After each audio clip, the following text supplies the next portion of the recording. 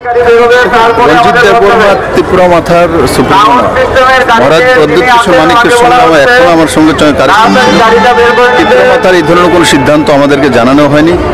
আর যতটুকু আমি জানি যে আমাদের প্রধানমন্ত্রী নরেন্দ্র মোদীর নেতৃত্বাধীন সরকারকে ত্রিপুরা মাথা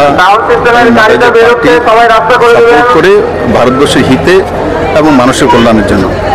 আর এই ধরনের কোনো বিষয় আমি দেখিও না, শুনিও নি, মিডিয়ার মাধ্যমে আপনারা বলেছে শুনেছি।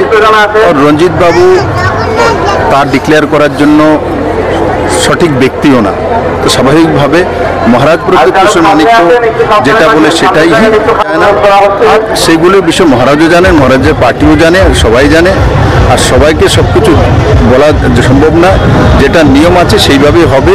আর জনজাতির কল্যাণের জন্য যদি কোনো সরকার সবচেয়ে বেশি করেছে নরেন্দ্র মোদীর সরকারই করেছে, তার প্রমাণিত। আর আজকে পুরো দেশের মধ্যে জনজাতি যেখানেই যাবেন, গুজরাটে যান, মধ্যপ্রদেশে, ছত্তিশগড়ে, ঝাড়খণ্ডে যেখানেই যাবেন, জনজাতিরা একসময় কংগ্রেসের ভোট ব্যাংক হিসেবে ব্যবহৃত হতো। আজকে জনজাতিরা স্বাধীনভাবে নিজের ভোটাধিকার প্রয়োগ করে ওর ভারতীয় জনতা পার্টির নরেন্দ্র মোদীর নেতৃত্বাধীন সরকারকে শক্তিশালী করে।